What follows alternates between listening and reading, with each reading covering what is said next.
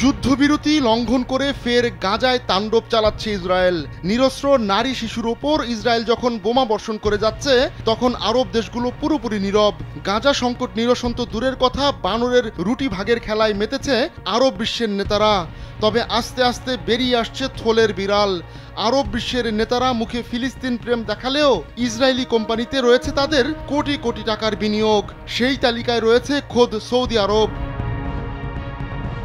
মার্কিন president Donald ট্রাম্পের প্রথম মেয়াদে ইসরায়েলের সঙ্গে সৌদি আরবের সম্পর্ক স্থাপন অনেকটাই নিশ্চিত হয়ে গিয়েছিল, কিন্তু ট্রাম্প টানা দ্বিতীয়বার ক্ষমতায় না আসায় আর গাজায় ইসরায়েলের অব্যাহত হামলার কারণে সৌদি তরুণদের মধ্যে ফিলিস্তিন নিয়ে আগ্রহ তৈরি হয়। এতে করে সে দফায় ইসরায়েলের কাছ থেকে নিজেকে দূরে সরিয়ে নেন সৌদি যুবরাজ মোহাম্মদ বিন সালমান। তার বাইরেও সৌদি সাংবাদিক জামাল খাশোগির হত্যাকাণ্ড জো বাইডেন প্রশাসনের সঙ্গে রিয়াদের দূরত্ব বাড়িয়ে দেয়। দেশটি জোর গলায় জানায়, স্বাধীন ফিলিস্তিন রাষ্ট্র প্রতিষ্ঠা ছাড়া ইসরায়েলের সঙ্গে সম্পর্ক স্বাভাবিক করবে না তারা।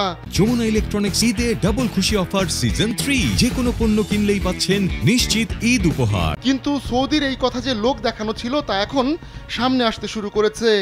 ইসরায়েলের একটি প্রতিষ্ঠানে কারি কারি টাকা বিনিয়োগ করেছে সৌদি আরব। মধ্যপ্রাচ্যের আরও 2 মোড়ল কাতার ও সংযুক্ত আরব আমিরাতেরও বিনিয়োগ রয়েছে ওই প্রতিষ্ঠানে। এই 3 দেশের ভূমিকা ছাড়া গাজা সংকটের স্থায়ী সমাধান একদমই সম্ভব নয়, অথচ তারাই বিক্রি হয়ে গেছে ইসরায়েলের কাছে। আরব এই 3 দেশের ইসরায়েলি প্রতিষ্ঠানে বিনিয়োগের পেছনে হাত রয়েছে ট্রাম্পের মেয়ে জামাতা জারেড কুশনারের।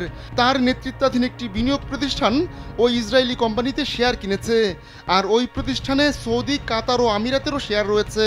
সবচেয়ে ভয়ঙ্কর বিষয় হচ্ছে, অধিকৃত ফিলিস্তিন অঞ্চলে অবৈধ বসতি স্থাপনের কর্মকাণ্ড চালায় ইসরায়েলি ওই কোম্পানিটি, আর এ কারণে ওই কোম্পানিটি খোদ জাতিসংঘের কালো তালিকায় রয়েছে।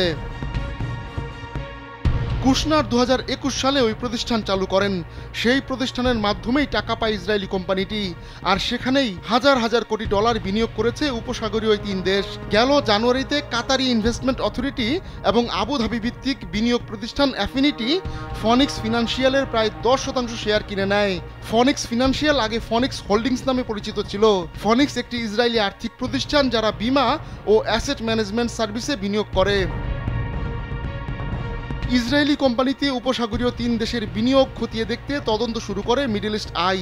তারা দেখতে পায় পশ্চিম তীর, পূর্ব জেরুজালেম ও সিরিয়ার গোলান মালভূমিতে অন্তত 11টি সরকারি ও একটি বেসরকারি কোম্পানি বসতি স্থাপনের কার্যক্রম চালায়। আর এই ডাটাবেস তৈরি করেছে জাতিসংঘের মানবাধিকার হাই কমিশনার অফিস। এসব কোম্পানির ব্যাংক, টেলিযোগাযোগ, পরিবহন, এনার্জি, ইঞ্জিনিয়ারিং ও রিটেইলের মতো ব্যবসা রয়েছে। আহমদুল্লাহ শিকদার, কালবেলা।